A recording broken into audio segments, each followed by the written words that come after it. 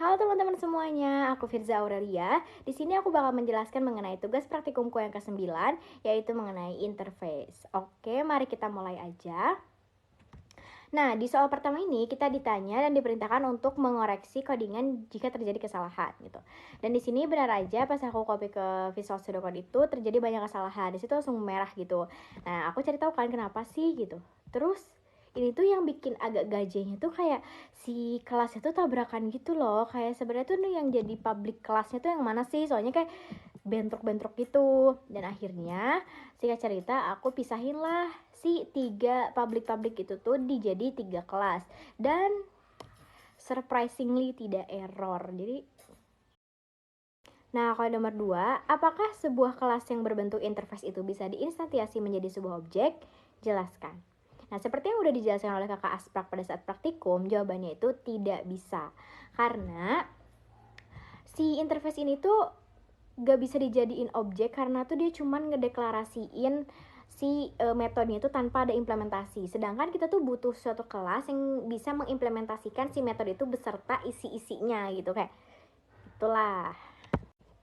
Oke, kalau nomor 3, apakah suatu kelas dapat mengimplementasikan kelas interface yang jumlahnya lebih dari 1? Jawabannya bisa. Nah, dengan mengimplementasikan beberapa interface, si kelas ini tuh jadi bisa kayak nyesuaiin gitu loh, sesuai perilaku atau kayak action sesuai kebutuhan aplikasinya gitu. Nah, lanjut ke nomor 4. Pada interface identitas.java, coba hapus metode tampilkan nama dan lihat apa yang terjadi. Dan di sini terjadi error di halaman manusia.java. Kenapa? Karena seperti yang tadi aku bilang, si manusia ini tuh harus ngasih implementasi semua metodenya yang dideklarasikan di si interface identitas ini. Nah, kalau enggak, ya akan menyebabkan kesalahan gitu. Karena itu tuh beneran diperlukan gitu. Oke, lanjut. Jika pada kelas hewan kita hanya ingin mengimplementasikan interface makhluk hidup saja, apa yang terjadi? Di sini tidak terjadi apa-apa, tidak error, tidak apa-apa.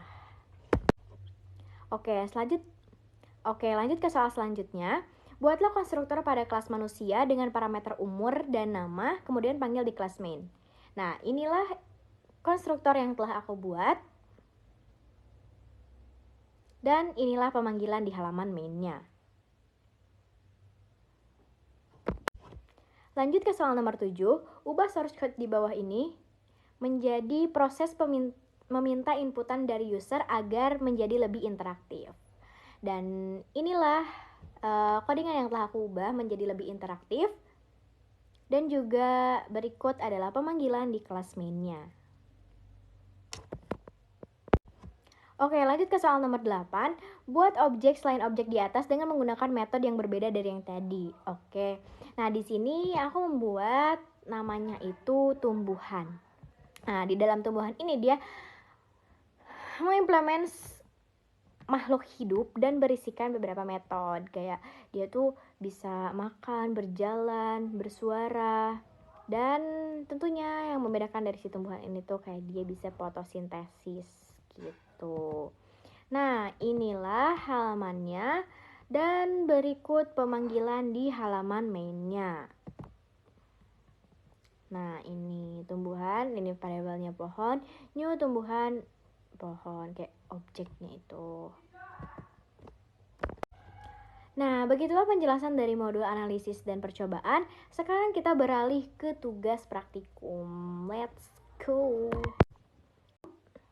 Nah, setelah membaca study case yang diberikan, di sini aku membuat 2 kelas, yaitu bernama invoice dan juga employee, yang mengimplementasikan si interface-nya tuh namanya payable, dan juga punya metodenya tuh namanya get payable amount gitu.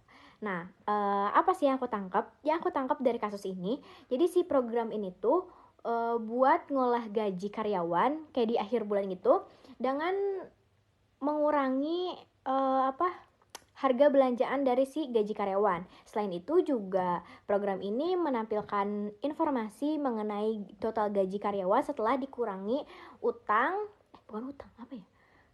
Utang sih kayak utang yang di koperasi itu. Terus atribut invoice-nya tuh kayak mencakup setelah yang udah dikasih tahu sih, kayak product name, quantity, dan juga price per item. Sedangkan atribut di employee-nya tuh kayak registrasi number, name, salary per month, dan invoice gitu. Nah, mungkin begitu penjelasan aku mengenai tugas praktikum kali ini. Terima kasih telah mendengarkan sampai akhir. Ini hampir beres kok, walaupun rada engap. Semangat!